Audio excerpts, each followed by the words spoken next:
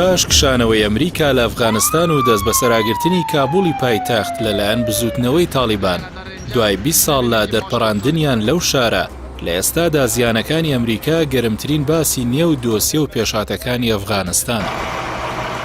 لەوبارەیەوە پرۆژەی تێچووی شەڕ لە زانکۆی براون راپۆرتێکی لەسەر تێچوونە مادی و مرۆییەکانی جەنگی 20 ساڵی ئەمریکا لە ئەفغانستان بڵاو کردووەتەوە کە بە پێی راپۆرتەکە زیاتر لە 2 تریلیۆن دۆلار و دەیان هەزار کوژرا و بریندار ئەنجامی 20 ساڵ داگیرکردنی ئەمریکا لە ئەفغانستان.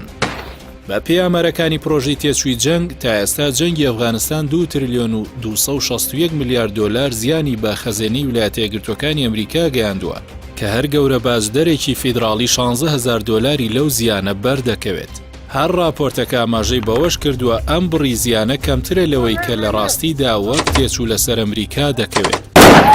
لە بەرەوەی موچەی بریندارەکانی جەنگ، خەرجی مانەوەی بەشێکی سوپا لە ئەفغانستان، خەرجی گواستنەوە و هاتوچۆی هێزەکانی تێدا هەژمار نەکراوە. بە پێوە ئامارانی لە سەرچاوە ڕۆژنامەوانی ئەمریکیەکانەوە دەست کەوتون 739 میلیارد دۆلار خەرجی وەزارەتی بەرگری ئەمریکا ناسرا و بە پێنتاگۆن بووە. 59 میلیاریش خەرجی وەزارەتی دەرەوە 88 میلیاریش خەرجی ڕاهێنان و پڕچەکردنی سوپای ئەفغانستان بووە. هەروەها خەرجی هەوڵی قەڵاچۆکردنی مادە هۆشبەرەکان 9 میلیارد دۆلار و بنیادنانەوە و ڕێخستنەوەی ژێرخانی ئەفغانستانیش 893 میلیارد دۆلار تێچووی لەسەر ئەمریکا هەبووە. ئەمە جگەلەوەی بڕی ئەو سوودەش کە چووەتە سەر ئەو قەرزانەی بۆ هەردوو وەزارەتی بەرگری و دەرەوە کراون لە 530 میلیارد دۆلار نزیک دەبێتەوە. کۆی گشتی خەرجیەکانیش دەکاتە 2 تریلیۆن و 18 میلیارد دۆلار. لە جەنگی 20 ساڵی ئەمریکا لە ئەفغانستان چەندین ئاماری ترسناک لە زیانە مرۆییەکان تۆمار کراون. بە پێی راپۆرتەکەی زانکۆی براون لە ئەنجامی بەراوردی ئامار و شیکردنەوەکان دەردەکەوێت 241,000 کەس لە جەنگی ئەفغانستاندا کوژراون کە 2444 کوژراویان لە ڕیزی سوپای ئەمریکادان. ئەمە بەدەر لەوەی ڕێژەی خۆکوشتن لە نێو سوپادا لەو وڵاتە دوو هێندەی ئەم ژمارەیە.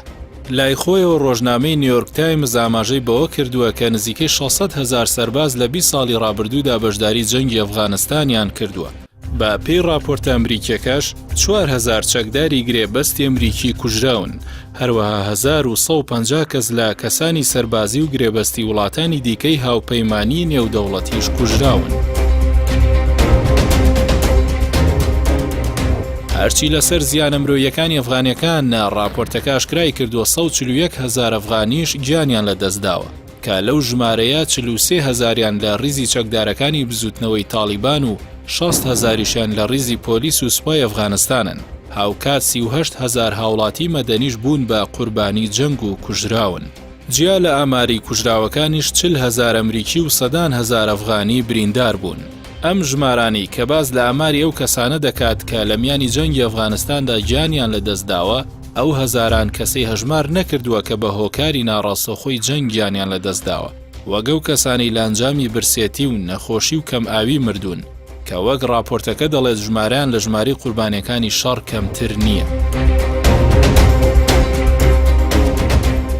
جیا لە زیانە مادی و مرۆییەکان چاودێران پێیان وایە شکستی ئەمریکا لە ئەفغانستان هێزی ئەو وڵاتە لە نێو ململانێ نێودەوڵەتیەکان کەم دەکاتەوە و زیانی گەورە لە پێگە و ناوبانگی ئەمریکا دەدات و لە گفتوگۆکانی لەگەڵ وڵاتاندا بە تایبەت چین بێهێز دەبێت.